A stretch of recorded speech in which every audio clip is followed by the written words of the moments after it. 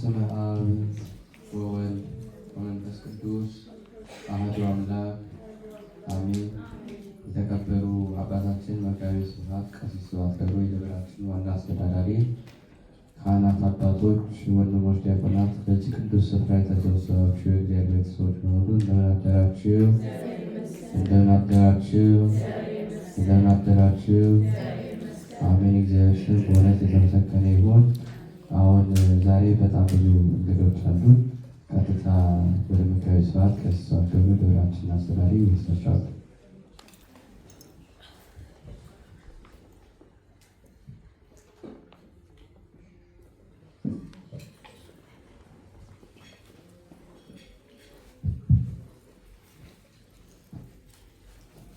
በስመ አብ ወወልድ ወመንፈስ ቅዱስ አሐዱ አምላክ ዘላለም ሥላሴ።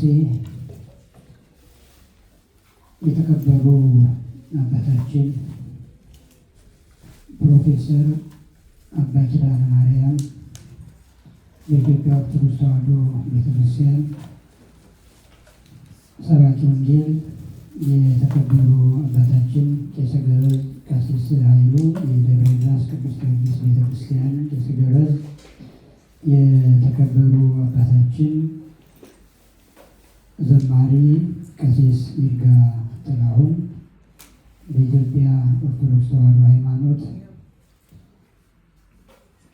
ዘማሪ፣ ቀዳሽ ካህን፣ አገልጋይ፣ ልጆቻችን ዲያቆናት፣ ይህንን ቅዱስ ቀን በመናፈቅ ወደዚህ ወደ ቅዱሱ ተራራ ገስግሳችሁ የመጣችሁ በርትታችሁ ጠንክራችሁ የቆማችሁ ያስቀደሳችሁ ቡሩካን ስለሆናችሁ በረከትን ናፍቃችሁ እንድትባረኩ የተዘጋጃችሁ ሁላችሁ የእግዚአብሔር ልጆች በየማይረጋችሁ ሕፃናትን ጭምር እስከ ሞት ድረስ በወደደን በአምላካችን በእግዚአብሔር ስም ሰላም እላችኋለሁ። እንዴት አደራችሁ?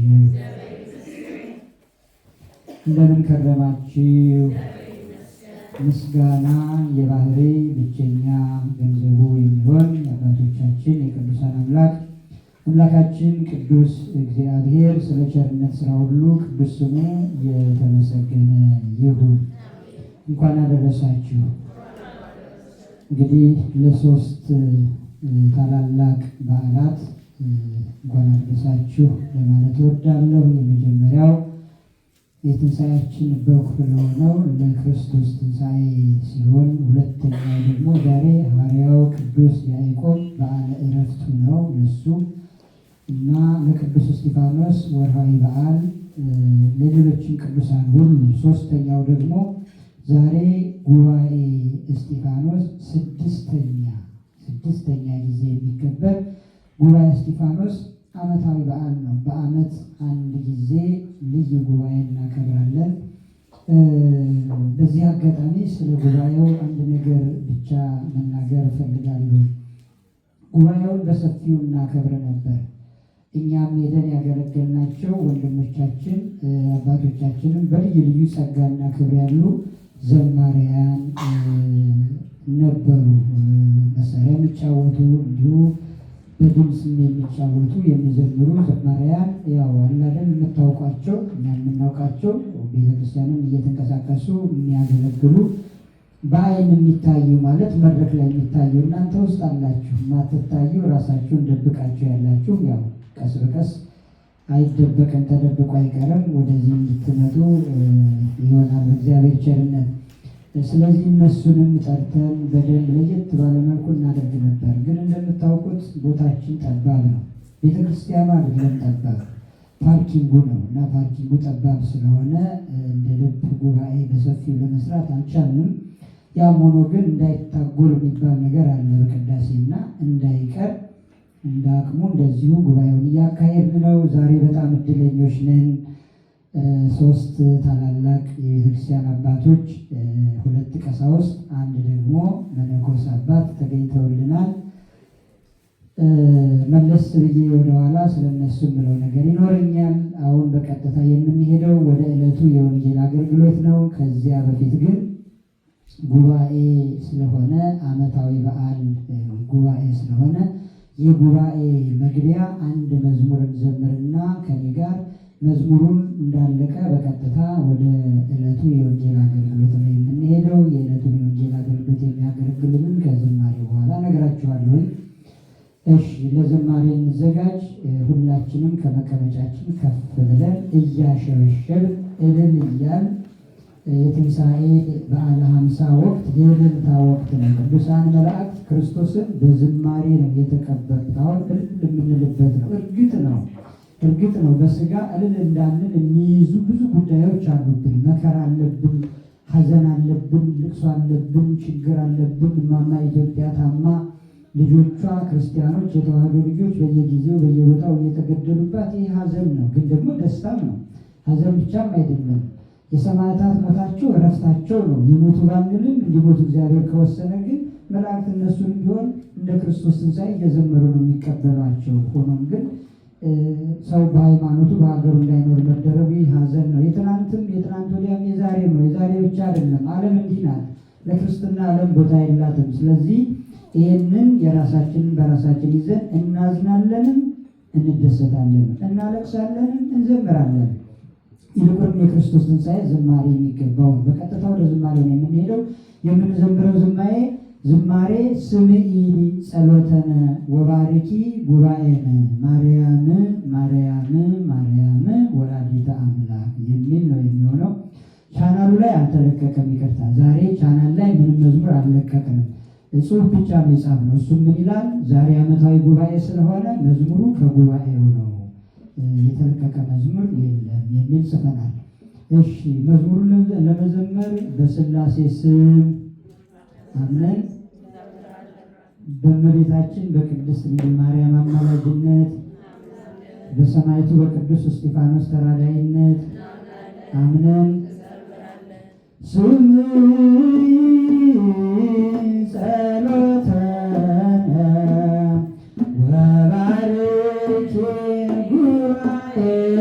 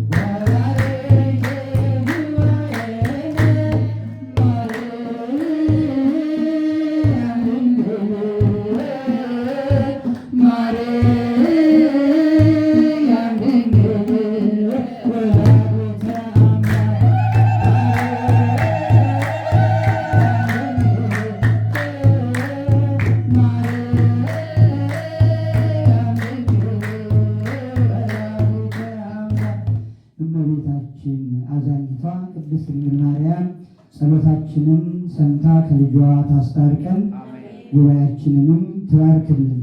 አረፍ አረፍ ብሉ። በቀጥታ ወደ ዕለቱ የወንጌል አገልግሎት ነው የምንሄደው። የዕለቱን የወንጌል አገልግሎት የሚሰጡን አባታችን ፕሮፌሰር አባ ኪዳነ ማርያም ናቸው። መድረኩን ለመንፈስ ቅዱስና ለሳቸው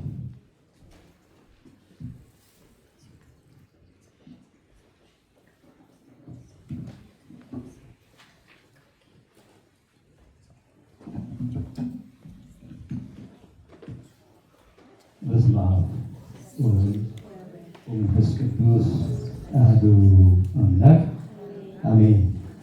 ወይዜኒ ክርስቶስ ቀደመ ተንሥኦ እሙታን ሰብእ።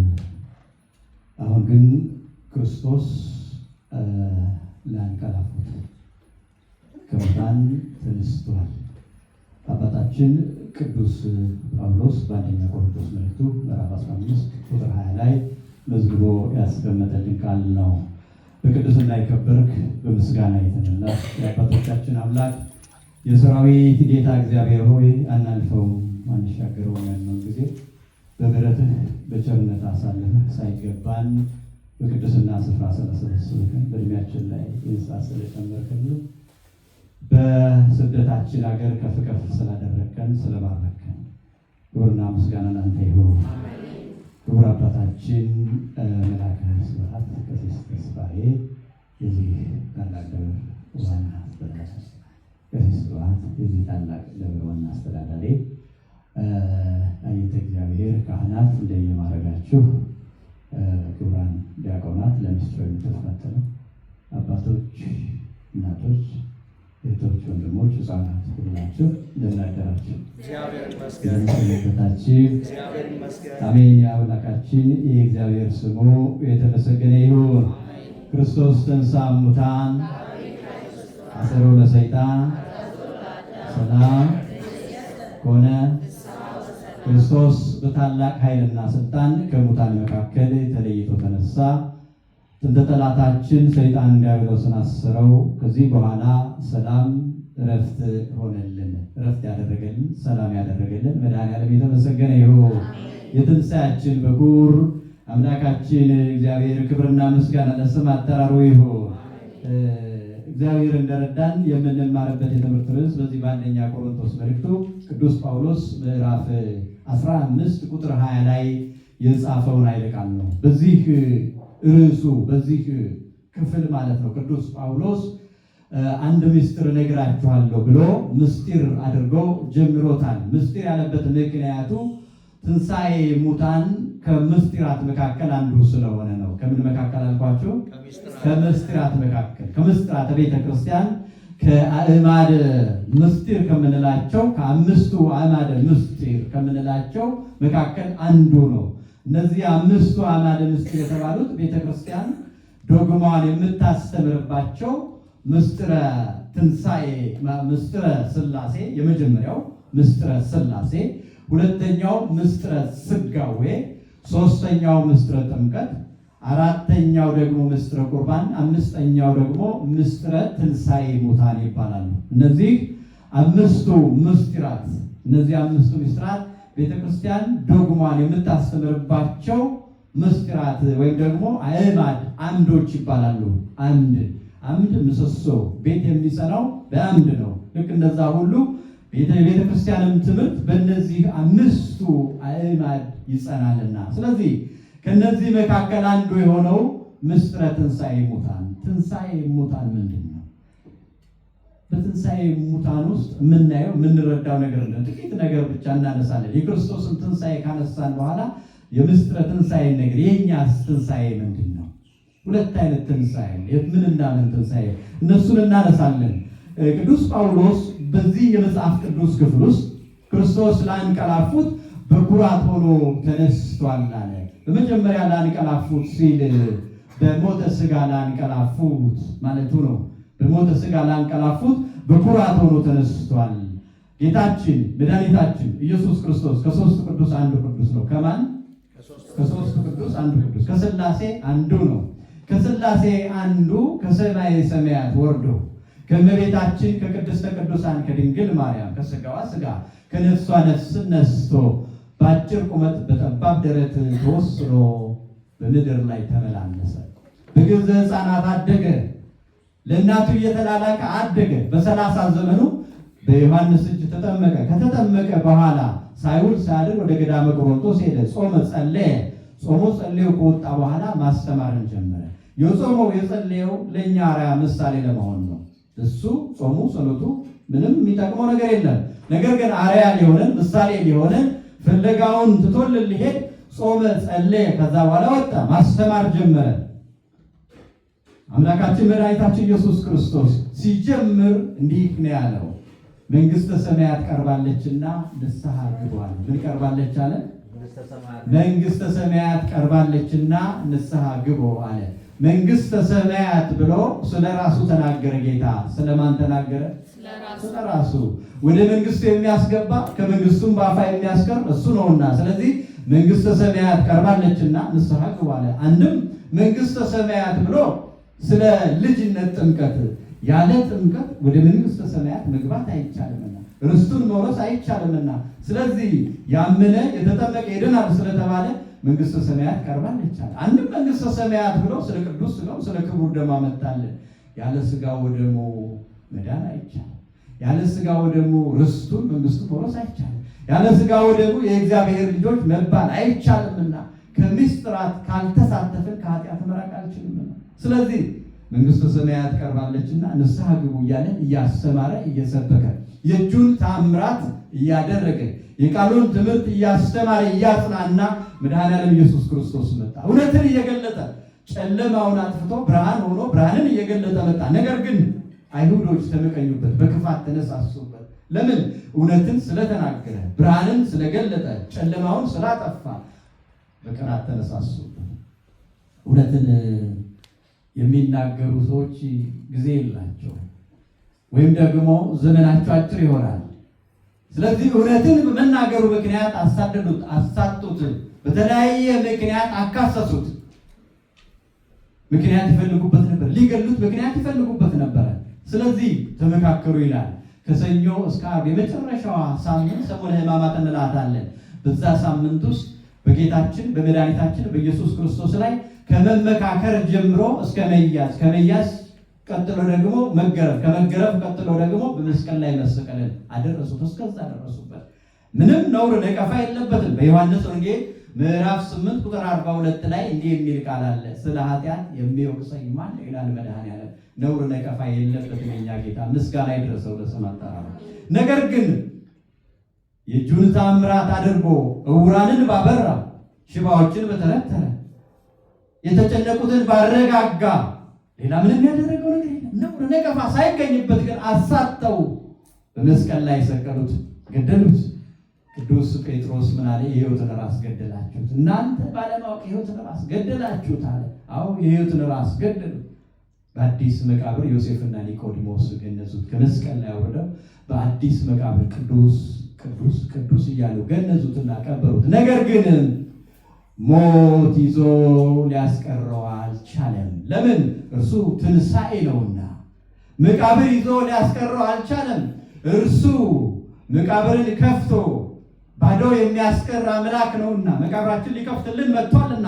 ለዚህ ነው ቅዱስ ጳውሎስ ሞትን ድል አድርጎ በሦስተኛው ቀን መነሳቱን ባየ ጊዜ መጽሐፍ እንደሚል ብለው መሰከረ። መጽሐፍ እንደሚል ክርስቶስ ሞተ፣ ተቀበረ፣ በሦስተኛው ቀን ግን ሞትን ድል አድርጎ ተነሳ አለ። ምንን ድል አድርጎ ተነሳ? ሞትን ድል አድርጎ ተነሳ አለ። ሞትን ያሸነፈ መድኃኔዓለም ኢየሱስ ክርስቶስ ብቻ ነው። ይገርማችኋል። የብዙ የእምነት ድርጅቶች በምድር ላይ ብዙ የእምነት ድርጅቶች አሉ። ሃይማኖት ስለማንላቸው ነው። ሃይማኖት አንድ ስለሆነች ነው። ሃይማኖት ስንት ናት? አንዲት ናት። ኤፌሶን ምዕራፍ 4 ቁጥር 4 ላይ ሃይማኖት አንዲት ናት። አንድ ጌታ አለ፣ አንድ ጥምቀት አለ። ስለዚህ ሃይማኖት አንዲት ናት ይላል። ሃይማኖት አንድ ነው። ነገር ግን ብዙ የእምነት ድርጅቶች አሉ። ስለዛ እንዳልተርክ ጊዜ ስለሚያጥርብኝ ነው እንዴት እንደመጡ እንዴት እዚህ እንደደረሱ። ነገር ግን የእነዚህ የእምነት ድርጅቶች ሁሉ በተለይ ታላላቆቹ ብዙ ሰዎች ያላቸው ብዙ ተከታይ ስላላቸው ነው ታላላቅ ያሉት እንጂ እነሱ ትልቅ ሆኖ አይደለም። የእምነት ድርጅቶቹ ትልቅ ሆኖ አይደለም። ነገር ግን በብዙ ተከታይ ስላላቸው ለምሳሌ ያህል የእስልምና እምነትን የመሰረተው በአረቢያ ተራራ ላይ ወጥተው ቁርአንን መጽሐፍ ቅዱስን ገልብጦ ቁርአንን ጽፎ የመጣው መሐመድን ብትመለከቱ አጽሙ በመቃብር ውስጥ አለ። ሁል ጊዜ እየሄዱ የሚሰግዱት በመካ በመቃብሩ ቦታ ነው። እስካሁን ድረስ ከመቃብር በታች አለ። የጃፓኖችን የእምነት ድርጅት የመሰረተ ሽንቶይዝም የሚባለው ማለት ነው። ሽንቶ የሚባለው ይህ ሰው ከመቃብር በታች ነው። ቬትናሞችን፣ ቻይናዎችን የእነዚህን የእምነት ድርጅት ደግሞ የመሰረተ ቡድሃ የሚባለውን የእምነት ድርጅት የመሰረተ ቡድሃ የሚሉት እንደውም እስታችሁን ታውቁታላችሁ። የሚሰግዱበት እስታችሁ አለ፣ አጠር ያለ ቦርጫም ነገር ቁጭ ያለ እስታችሁ አይታችኋል አይደል? ያ የእነሱን የእምነት ድርጅት የመሰረተ ነው። እሱ ከመቃብር በታች ነው ያለው። ሌሎች ጋር ሂዱ፣ ወደ ሂንዱ ወደ ሲክ መሄድ ትችላላችሁ። ደግሞ ወደ መካከለኛው ምስራቅ መሄድ እንችላለን። ሌላ የእምነት ድርጅት ስላለ ነው። ጃኒዝም የሚባል የእምነት ድርጅትም አለ። የእነዚህ ሁሉ የእምነት ድርጅቶች መስራቾች ከመቃብር በታች ነው ያሉት። ጎልጎታ ግን ሂዱ፣ ቀራንዮ የእኛ ጌታ የክርስትናን እምነት የመሰረተው የክርስትናችን ራስ የቤተ ክርስቲያን ራስ የእምነታችን መሰረት የተዋህዶ እንቁ ጌታችን መድኃኒታችን ኢየሱስ ክርስቶስ ግን ከመቃብር በታች መቃብሩ ባዶ ነው። አሁን ድረስ ይጎበኛል መቃብሩ። ኢየሩሳሌም ሄዶ የሚያውቃል? ትሄዳለህ? ሄዶ የሚያውቅ የለም? ይሄድ የለም? ኧረ እንዴ ምነው አትወዱም? አንድ መሄድም አለባችሁ። ኢየሩሳሌም ነው። አንድ ሰው ሁለት ሰው መገኘት ነበረበት። ለማንኛውም ኢየሩሳሌም ብትሄዱ የመቃብሩ ስፍራ ባዶ ሆኖ እስካሁን ድረስ ይጎበኛል። ለምን? ሞትን ድል አድርጎ የተነሳ የኛ ጌታ ብቻ ስለሆነ። ለዚህ ነው ቅዱስ ጳውሎስ እንዲህ አለ፣ አሁን ግን አለ ክርስቶስ ላንቀላፉት በኩራት ሆኖ ተነስቷል አለ። ክርስቶስ ባይነሳ ኖሮ ክርስትናችን ከንቱ ነበረ። ክርስቶስ ባይነሳ ኖሮ ስብከታችን ከንቱ ነበረ። ነገር ግን ደረታችንን ነፍተን ክርስቲያኖች ነን ብለን የምንናገረው ከክርስቶስ የተነሳ ነው። ከማን የተነሳ ነው? ከክርስቶስ የተነሳ ነው። ጌታችን መድኃኒታችን ኢየሱስ ክርስቶስ ሞትን ድል አድርጎ የተነሳ። ለምን ሞተ? ሞታችንን ያጠፋልን ዘንድ ሞተ። ለምን ሞተ?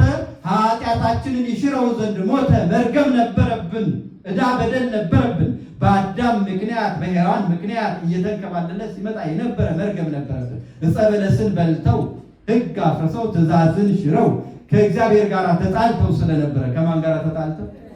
ሰው ከሰው ጋር ይጣላል። ሰው ከወንድሙ ጋር ይጣላል። ሰው ከጎረቤት ጋር ይጣላል። ሰው ከሚኖረው ማህበረሰብ ጋር ሊጣላ ይችላል። ግን አሳራቂ ያለው ከእግዚአብሔር ጋር ከተጣላን ግን የእግዚአብሔር ልጆች አስቸጋሪ ነው የሚሆነው። ከእግዚአብሔር ጋር እንዳንጣላ እግዚአብሔር በምሕረቱ ይመልከተን። አዳምና ሔዋን የሆኑት እንደዚህ እግዚአብሔርን ያክል ፈጣሪ ገነትን ያክል ቦታ አጡ ከእግዚአብሔር ጋር በመጣላታቸው። በእነሱ ምክንያትም በእኛ ላይ መርገሙ ሲተላለፍ ቆይ ከአንዲት ንጽሕት በስተቀር ነቢየ እግዚአብሔር ኢሳይያስ እንዳለ በትንቢተ ኢሳይያስ ምዕራፍ 1 ቁጥር 6 ላይ የሠራዊት ጌታ እግዚአብሔር ዘርን ባያስቀርልን ኖሮ ብሎ ዘር ያላት እመቤታችን ቅድስተ ቅዱሳን ድንግል ማርያምን ነው። የእሷ ብቻ ዘር ሲቀር ሌሎች በሙሉ ሁላችን መርገሙ ሲተላለፍብን ቆየ። ይሄ ዕዳ በደሉ ማለት ነው። ርግማን ነው። ኃጢአቱ አይደለም። ኃጢአት አይተላለፍም። የሰማችሁ ነው። ኃጢአት አይተላለፍም። ኃጢአት የአባት ኃጢአት ለልጅ የእናት ኃጢአት ለልጅ አይተላለፍም። ነገር ግን ከአዳምና ከሔዋን የተላለፈብን ምኑ ነው? መርገሙ ነው። ርግማን ነው። የተረገማችሁ ሁኑ ወደ ምድረ ፋይል ውረዱ የሚለው መጥቼ ከልጅ ልጅ ተወልጄ እስከማድን ድረስ የተረገምክ ትሆናለህ፣ ጥሬ ግረህ ትበላለህ የሚለው ያ እርግማን ግን ቆየ፣ ሲንከባለልብን ቆየ። ከእመቤታችን ከንጽሕተ ንጹሐን ከድንግል ማርያም ተወልዶ መጥቶ ሞትን ድል አድርጎ አሸንፎ አምላካችን ኢየሱስ ክርስቶስ ግን ነፃ አወጣን። ነፃ አወጣን። አምላክ የተመሰገነ ይሁን። አሁን ነፃ ወጥተናል። መርገማችን ሊሽር፣ ስድባችንን ሊያርቅ፣ እንቆቅልሻችንን ሊፈታ፣ ሞታችንን በሞቱ ሊያጠፋ ጌታችን መድኃኒታችን ኢየሱስ ክርስቶስ በመስቀል ላይ ተሰቅሎ ሞቶልናል። ነቢየ እግዚአብሔር ሆሴዕ እንዳለ ኦ መዊት አይቴሃሎ ከኖትከ አለ። ሞት ሆይ መውጊያ የት አለ? ተሸንፏል፣ ድል ተደርጓልና። ሲኦል ሆይ መዋጥህ የት አለ? ሲኦል 5500 ዘመን ነፍሳትን ይወጥ ነበረ። ነገር ግን በክርስቶስ ሞት በክርስቶስ ትንሣኤ ሞት ድል ተነሳ። ሲኦል ድል ተነስቷል። አሁን ክርስቶስ ላንቀላፉት አለ። ላንቀላፉት ማለት ቀድመው ለሞቱት፣ በኃጢአትም ለነበሩት፣ በኃጢአት ለሞቱት፣ ደግሞም በስጋቸው ሞተው ለነበረ አንቀላፍተው ለነበሩት ለነሱ በኩራት ሆኖ ተነስቷል። ለምን? ትንሣኤ ሙታን አለ። ሁላችንም እንነሳልና ደስ ይበላችሁ። ተስፋ አለን። የእግዚአብሔር ልጆች ሞተን አንቀርም፣ ፈርሰን በስብሰን አንቀርም። ይሄ ስጋ ምናልባት መሬት ስለሆነ ወደ መሬት ይመለሳል። ሁላችን አፈር ነን፣ ሁላችን ጭቃ ነን። እንደውም ንሕነሰ ጽቡር ይለዋል ነቢየ እግዚአብሔር ኢሳይያስ። እኛ ጭቃ ነን ይለዋል። እኛ ምንድን ነን? እኛ ጭቃ ነን። ለምን መሰላችሁ? ደምና አጥንት ስላለን እኛ ጭቃ ነን። የተሰራነው ግን ከአፈር ነው። በዚህ በኦሪት ዘፍጥረት ምዕራፍ 2 ቁጥር 18 ላይ ስትመለከቱ እግዚአብሔር ሰውን ከምድር አፈር አበጀው። አንዳንዴ አፈር መሆናችን ብናውቅ፣ የተሰራነው ከአፈር መሆኑን ብናውቅ እኮ እግዚአብሔር ልጆች ነቅተን እኮ እንኖራለን። በምድር ላይ የምንኖርበት ኑሮ ዘመናችን እኮ አጭር መሆኑን ብናውቅ እንዘጋጃለን። ለዚህ ለማይረባው ለምድራዊው ነገር አነስገበግብም፣ አንጣላም፣ አንሻኮትም ነበረ። ነገር ግን ስለማናውቅ ነው። በሌላ ስፍራ ላይ በትንቢተ ኢሳይያስ ምዕራፍ 64 ቁጥር 5 ላይ አቤቱ እኛ ጭቃ ነን አንተ ሰሪያችን ይላል። እኛ ምንድን ነን አለ? ጭቃ ነን አንተ ሰሪያችን። የሰራን እሱ ነው፣ ያበጃጀን እሱ ነው። እንሞታለን ግን ሞተን አንቀር። ይሄ የሚፈርሰው የሚበሰብሰው ገላችን ይቀርና የማይፈርስ የማይበሰብስ ሆነን እንነሳለን። ትንሣኤ ሙታንን በተመለከተ ቅዱስ ጳውሎስ በአንደኛ ቆሮንቶስ መልእክቱ ላይ ምዕራፍ 15 ሙሉም በስፋት አስቀምጦታል። እንሞታለን ግን ሞተን አንቀርም፣ እንነሳለን። ስንነሳ ግን በሶስት አዋጅ እንነሳለን አለ። ትንሣኤ ሙታን ይሆናል መቼ? በዳግም ትንሣኤ ጌታችን መድኃኒታችን ኢየሱስ ክርስቶስ ሲመጣ የዚያን ጊዜ እናት የልጇን ሰቆቃ አትሰማም፣ አባት የልጁን ድምፅ አይሰማም፣ ሚስት የባሉን ባል የሚስቱን። የዛን ጊዜ ማንም ማንንም አያውቅም። ሁሉ በእግዚአብሔር ፊት ራቁቱን ይቆማል። ሁሉ በማን ፊት ይቆማል? በእግዚአብሔር ፊት ራቁቱን ይቆማል። የዚያን ጊዜ ግን ነጭ ለብሰን እንድንቆም መድኃኔዓለም ይርዳል። ትንሣኤ ያለ መጽሐፍ እንዲህ ይላል። ስለዚህ ትንሣኤ ሲናገር በፊተኛው ትንሣኤ ዕድል ያለው፣ ሁለተኛው ሞት በሱ ላይ ኃይል የለውም ይላል። በየትኛው ትንሣኤ? በፊተኛው ትንሣኤ ዕድል ያለው አለ። ለምን መሰላችሁ? የፊተኛው ትንሣኤ ያለው ለአባቶቻችን ለካህናት ተናዘን፣ ኃጢአታችንን ተናዘን፣ ንስሐ ገብተን ቀኖናችንን ጨርሰን ቅዱስ ሥጋውን ክቡር ደሙን ከተቀበል ያ ትንሣኤ ይባላል። ምን ይባላል? ትንሣኤ። የእኛ ትንሣኤ መሆን ያለበት ያ። አሁን የክርስቶስን ትንሣኤ ስናከብር ማሰብ ያለብን ሁል ጊዜ ተነስተናል ወይ? የክርስቶስን ትንሣኤ ለማክበር እኛ መነሳት አለብን። ከምን? ከሙታን መነሳት አለብን። ለምን? ክርስቶስ ላንቀላፉት ከሙታን በኩር ሆኖ ተነስቷል። ያውም ኃጢአት ሳይኖርበት ነውር ነቀፋ ሳይኖርበት በኩር ሆኖ ከተነሳልን፣ እሱ የጽድቅ አበጋዝ ሆኖ ከተነሳልን፣ እሱ አርአያ ሆኖ ከተነሳልን፣ ለምንድን ነው በጽድቅ የማንመላለስ? ለምንድን ነው ከውድቀታችን የማንነሳ? ለምንድን ነው ከክፋታችን የማንመለስ? ለምንድን ነው እግዚአብሔር የማንሆነው? ይሄ ነው በመጀመሪያው ትንሣኤ ዕድል ያለው፣ ሁለተኛው ሞት በሱ ላይ ስልጣን የለውም ማለት። ሶስት አዋጆች ስላሉ ነው። ሁል ጊዜ ትሰሙታላችሁ። ካህናቱ በቅዳሴ በያዕቆብ ዘሥሩግ ቅዳሴ ላይ ሶስት አዋጅ ይታወጃል ይላሉ። ቅዱስ ሚካኤል ነው መለከቱን የሚነፋው። ሶስት አዋጅ። በመጀመሪያው አዋጅ አውሬ የበላው በመቃብር የተቀበረው እንደ አንዳንዶች የእምነት ድርጅቶች እንደሚፈጩት ህንዶች እንደሚያደርጉት የተፈጨው አጽም ሁሉ ምን ይሆናል? ይሰበሰባል ይላል። በየትኛው?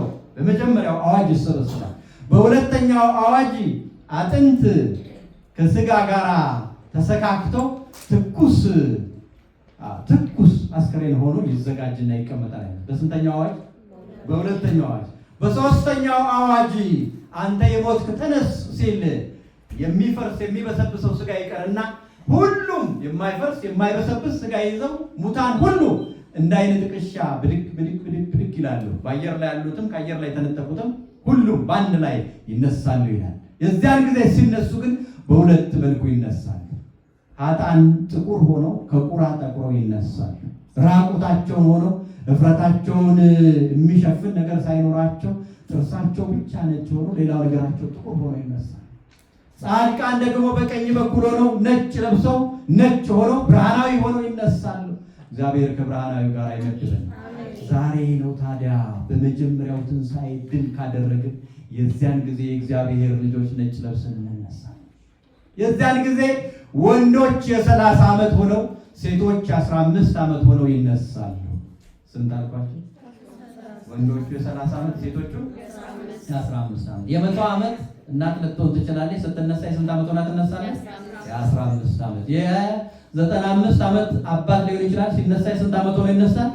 የ30 ዓመት ሆነው ይነሳሉ። የዚያን ጊዜ ሲነሱ ማለት ነው። ሲነሱ ግን መልክ አሁን እንደምኛ እንዳለን መልክ አይነት አይደለም ይዘን የምንነሳው። ለምሳሌ አንዳንዶቻችን ጸይም ነን፣ አንዳንዶቻችን ጥቁር ነን፣ አንዳንዶቻችን ቀይ ነን፣ አንዳንዶቻችን አፍንጫችን ረጅም ነው፣ አንዳንዶቻችን እንደኔ መኮረኒ አፍንጫ ነን። ስለዚህ እንደዛ አይደለም የምንነሳው። ስንነሳ ግን ሁሉም አንድ አይነት መልክ ያላቸው ይሆናሉ። ሁሉም ምን ይሆናሉ?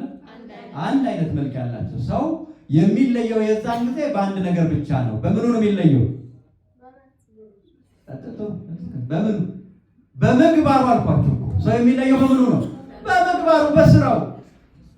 በጎ የሰሩት ምን ሆነው ይነሳሉ አልኳችሁ?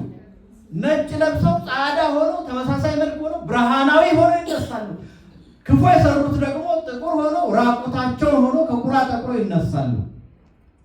ሲነሱ ማለት ነው። የዚያን ጊዜ ክብር ትንሣኤ እንድንነሳ እግዚአብሔር ይርዳል። ይሄ ነው ምስጢረ ትንሣኤ። ይሄ ነው ትምህርቱ። የክርስቶስ ትንሣኤ ስንናገር ጌታችን መድኃኒታችን ኢየሱስ ክርስቶስ ተነሳ፣ ሞትን ድል አድርጎ ተነሳ። አዎ ተነስቷል። መነሳቱ ግልጽ ነው። መነሳቱ እውነት ነው። ተነስቷል የእኛ ጌታ። ነገር ግን ቅድም ዲያቆኑ ያነበበው አንድ ኃይለ ቃል አለ። እስቲ እሱን እንመልከተው። እኛ እንዴት እንኖር ነው? ክርስቶስ ስለተነሳ እኛ እንዴት መኖር አለብን የሚለውን አንድ የመጽሐፍ ቅዱስ ክፍል ዋናው ዲያቆን ሲያነብ በዚህ በሁለተኛ ቆሮንቶስ መልእክቱ ምዕራፍ 5 ላይ ይህን ስለቆረጥን አለ። ይህን ስለቆረጥን የክርስቶስ ፍቅር ግድ ይለናል። የማን ፍቅር? የክርስቶስ ፍቅር። ሙታን ሳለን ሞተልን እኮ። ነውር ነቀፋ ያለብን ሆነን ሳለን የሚታሰብ ነገር ምንም ሳይኖረን ሞተልን እኮ። የሚታይ ነገር ሳይኖረን ሞተልን እኮ። ተመልከቱ። ባዶ ሆነን ሳለን ነገር ግን ባዶአችንን ሊሞላልን ሞተ እርሱ። መቃብራችንን ባዶ ያስቀር ዘንድ ሞተ እርሱ። የማይሞተው ሞተ ወይ የማይሞተው ሞተ አለ ቅዱስ ዮሐንስ አፈወርቅ በቅዳሴ ላይ። የማይሞተው ሞተ እንዴ! በቁጣ ጎተቱት፣ በፍቅር ተከተላቸው። ገረፉት፣ ዝም አላቸው። አሳጡት፣ በፍቅር ተመለከታቸው። በመስቀል ላይ ሰቀሉት፣ የሚያደርጉትን አያውቁምና ይቅር በላቸው አላቸው። በምሕረቱ ይመልከተን መድኃኔዓለም። ስለዚህ ይህንን ስለቆረጥን አለ ቅዱስ ጳውሎስ፣ ይህን ስለቆረጥን የክርስቶስ ፍቅር ግድ ይለናል። የማን ፍቅር? የክርስቶስ ፍቅር ግድ ይለናል። ልብ አድርጉ። ለምን? ሙታን ሳለን ስለሞተልን። ሰው እኮ ቢወድ የእግዚአብሔር ልጆች፣ እናት ልጇን ብትወድ ልብስ እኮ ነው የምትገዛ። እናት ልጇን ብትወድ ያላትን ሀብቷን ንብረቷን ነው የምታወርሰው። ሌላ ምን ማድረግ ትችላለች? ለልጁ የሚሞት ሰው አለ አለ አለ? የለም። ለሚስቱ ይሞታል፣ ለባሉ ይሞታል። የለም።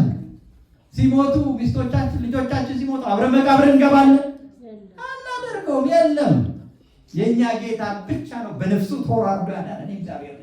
መተኪያ የሌላትን ነፍሱ ሰጥቶ ያዳነ መድኃኔዓለም ብቻ ነው። ከፍቅር ሁሉ የበለጠ ፍቅር፣ ከስጦታ ሁሉ የበለጠ ስጦታ ቅዱስ ዮሐንስ እንዳለ በወንጌሉ ላይ ከዚህ የሚበልጥ ፍቅር ለማን አለ? አሁን ሳይገባን ይሞተልን፣ ኃጢአተኞች ሆነን ሳለን ይሞተልን። ስለዚህ ይሄንን ስለቆረጥን የክርስቶስ ፍቅር ግድ ይለናል። አንዱ ስለ ሁሉ ሞተ አለ። ስንቱ አለ? አንዱ ስለ ሁሉ ሞተ። ሦስቱ ቅዱስ አንዱ ቅዱስ ስለ ሁሉ ሞተ አለ። ስለ ነጩ፣ ስለ ጥቁሩ፣ ስለ ሴቱ፣ ስለ ወንዱ፣ ስለ ሕፃኑ፣ ስለ አዋቂው፣ ስለ ሊቁ፣ ስለ ደቂቁ፣ ስለ ሁሉ ሞተ። አንዱ ስለ ሁሉ ሞተ። እንግዲህስ ሁሉ አለ እንግዲያስ ሁሉ ሞቱ፣ በሕይወትም ያሉት ስለ እነርሱ ለሞተውና ለተነሳው እንጂ ወደፊት ለራሳቸው እንዳይኖሩ ስለ ሁሉ ሞተ። የእግዚአብሔር ልጆች ከዚህ በኋላ በቀረልን ዕድሜ የምንኖረው ለክርስቶስ ነው። ለማን ነው የምንኖረው? ለክርስቶስ፣ ለሞተልን አምላክ። ትንሣኤን ማክበር ማለት ይሄ ነው። ለሞተልን አምላክ መኖር። ትንሣኤን ማክበር ማለት ከኃጢአት መለየት። ትንሣኤን ማክበር ማለት ከክፋት መለየት። ትንሣኤን ማክበር ማለት ሃይማኖትን ማጽናት። ምንን ማጽናት አልኳችሁ? ሃይማኖትን ማጽናት። ትንሣኤን ማክበር ምግባርን ማቅናት፣ ለንስሐ የሚገባ ፍሬ ማፍራት። በቃ ይሄ ነው ትንሣኤን ማክበር ማለት። ለምን እንዴ? በኩር ሆኖ ነው የተነሳው እሱ። በኩር ሆነ ስንል እኮ የጽድቃችን በኩር ሆነ እኮ ማለት ነው እኮ። በኩር ሆነ ስንል እኮ ሞትንም ድል አድርገው በመነሳት የመጀመሪያው ሆነ ማለት ብቻ አይደለም። እውነት ነው፣ እሱ በኩራችን ነው። ከዛ በፊት ሞትን ያሸነፈ የለም። ትክክል ነው። ነገር ግን ከዛ በላይ ግን የእግዚአብሔር ልጆች የጽድቃችን በኩር ሆነ። የጽድቃችን በኩር ሆነ። የግዴታ በክርስቶስ ሕያው መሆን የምንችለው ጻድቅ ስንሆን፣ ጻድቅ መሆን የምንችለው ደግሞ ከምስጢራት ስንሳተፍ ነው። ጻድቅ መሆን የምንችለው ደግሞ ሃይማኖታችን ስናጸና፣ ጻድቅ መሆን የምንችለው ደግሞ ምግባራችን ስናቀና፣ ጻድቅ መሆን የምንችለው ደግሞ እንደ እግዚአብሔር ፍቃድ ቀድመው ያለፉትን አባቶችን እናቶችን እየተመለከትን እነሱ ስንመስላቸው የቀደሙትን ምሰሉ ይላል። አሁን በክርስትና ሃይማኖት ኦርቶዶክስ ተዋህዶ ሃይማኖት ደስ የሚለው ክርስትናን ጀማሪዎች አይደለንም።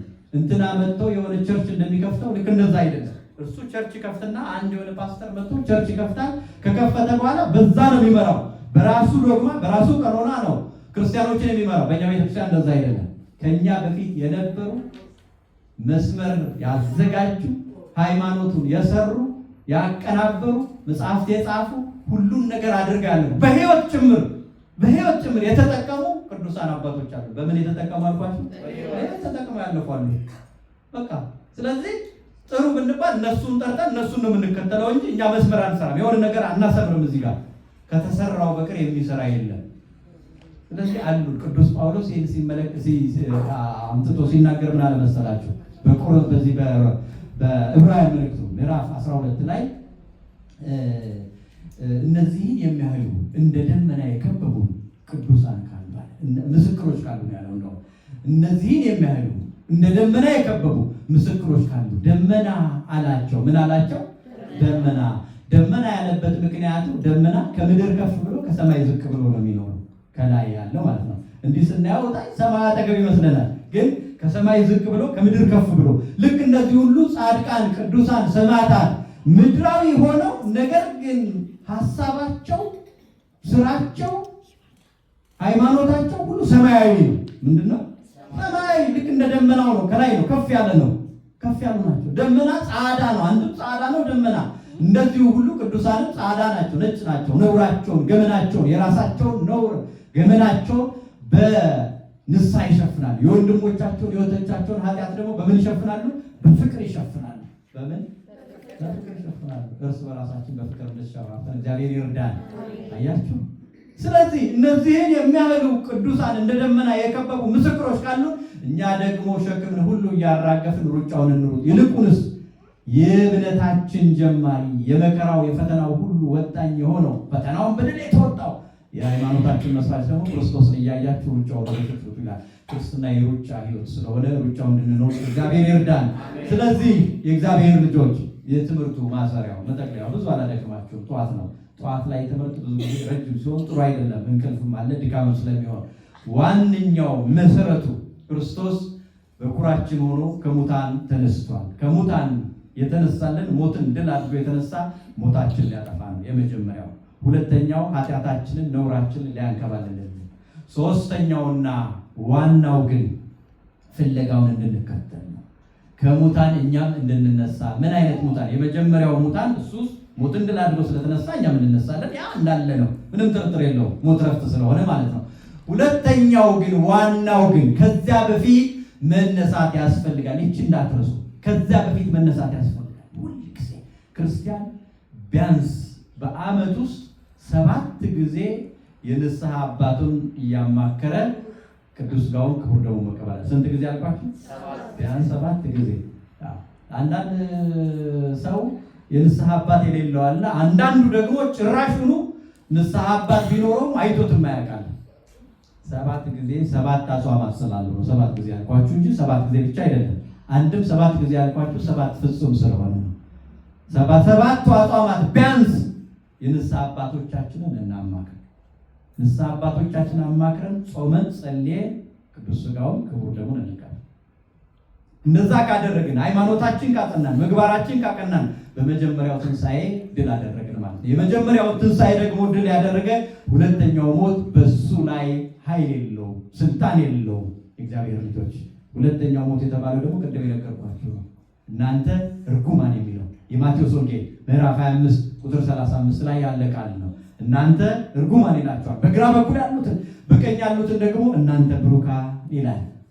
ሰባኪ ሰብኮ አስተማሪ አስተምሮ ሲወርድ ምንድነው የምንለው? ብዙ ጊዜ ቃለ ሕይወት ያሰብ። ይሄ ቃለ ሕይወት የተባለው ምን እንደሆነ ታውቃላችሁ? ምንድነው ቃለ ሕይወት? የትኛውን ቃለ ሕይወት አይደለም። አሁን የነገርኳችሁ እኮ እናንተ ብሩካን፣ ይሄ እኮ ነው ቃል። ይሄንን ያሰማን መድኃኒዓለም። እናንተ ብሩካን በቀኝ ቆማችሁ ወደ አባቴ መንግስት ግቡ።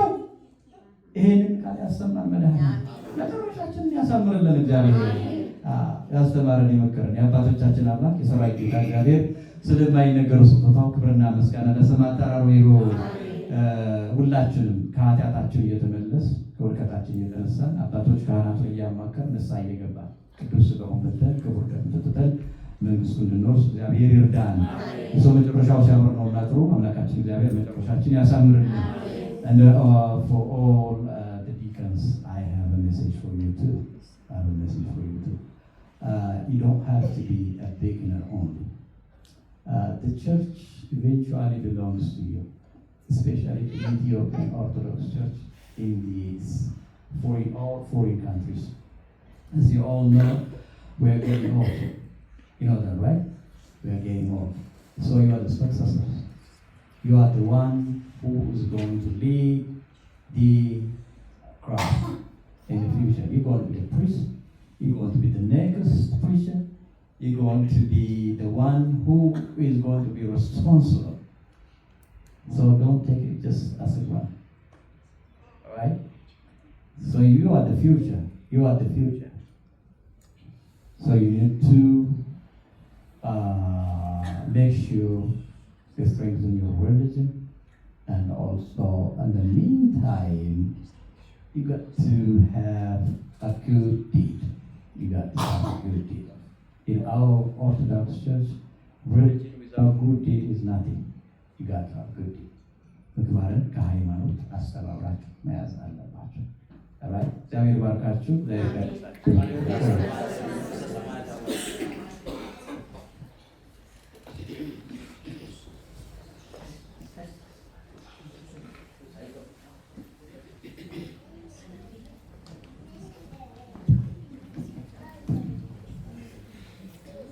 ለአባታችን ለፕሮፌሰር አባ ኪዳነ ማርያም አምላካችን ቸሩ እግዚአብሔር የሕይወትን ቃል ያሰማልን፣ ቃለ ሕይወት ያሰማልን፣ ቃለ ሕይወት ያሰማልን። አምላካችን እግዚአብሔር ለእኛም በሰማነው በተማርነው መሰረት 30 60 100 ያማረ ፍሬ እንድናፈራ ይርዳል። እንግዲህ ዛሬ ልዩ ጉባኤም አይደል፣ ዝማሬ ይኖረናል። ዘማሪ ቀሲስ ይርጋም በመካከላችን አሉ። እሳቸው ይዘምሩልናል። እንዲሁም ዘማሪት ፍሬም አለች ትዘምርልናለች። ቀልድ የለም። ብዙዎቻችሁም ራሳችሁን የደበቃችሁ ወደዚህ እየመጣችሁ ትዘምራላችሁ። ዛሬ ነው ለጥምቀት ያልሆነ ቀሚስ ነው። ስለዚህ ዛሬ እንዘምራለን። ሊቀ ዲያቆን ያው ታውቃላችሁ፣ የደብራችን ሊቀ ዲያቆን የደብራችን መሪጌታም ጭምር ነው። ስለዚህ መሪጌታችን ነው። እሱም ዝግጅት አለው። የእሱ መጨረሻ ላይ ነው የሚሆነው። ከዚያ በፊት ግን ለምን መደምደሚያ ነው። እኔ ለእናንተም አዲስና ደስ የሚል ነገር ልንገራችሁ። ከአባታችን ከፕሮፌሰር አባ ኪዳነ ማርያም ጀምሮ እሳቸው መነኮስ ስለሆኑ ነው እንደዚያ ያልኳቸው። መነኩሴ ማለት ያው መነኮስ ነው። ቀጣዩ ደግሞ ሊቀ ጵጵስና ነው። እንዲያም ከፍ ሲል ደግሞ ፕትርክና ነው። እና በዚህ ዘመን እንደዚህ ያሉት ወንድሞቻችን አባቶቻችን ሲሆኑ ለእኛ ትልቅ አርአያ ነው። እኔ ቅድም ሳያቸው ሰርፕራይዝ ነው የሆንኩት። ማለት የማታውቋቸው ያው የምታውቋቸውም አላችሁ ይታወቃሉ። በአገልግሎት እሳቸው ዲያቆን ሆነው እኔም ቄስ ሆኜ አብረን አገልግለናል። ሰሞኑን በዘማሪ ቀሲስ ይርጋ ቅስና አዲስ መምጣት ደስታዬን በደንብ ፍንጥዝ ብዬ እንደገለጽኩላችሁ ዛሬም በአባቴ በአባ ኪዳነ ማርያም በትናንቱ ወንድሜ በዛሬ ደግሞ አባቴ እንዲሁ ደስታዬን ደግሜ እገልጻለሁ።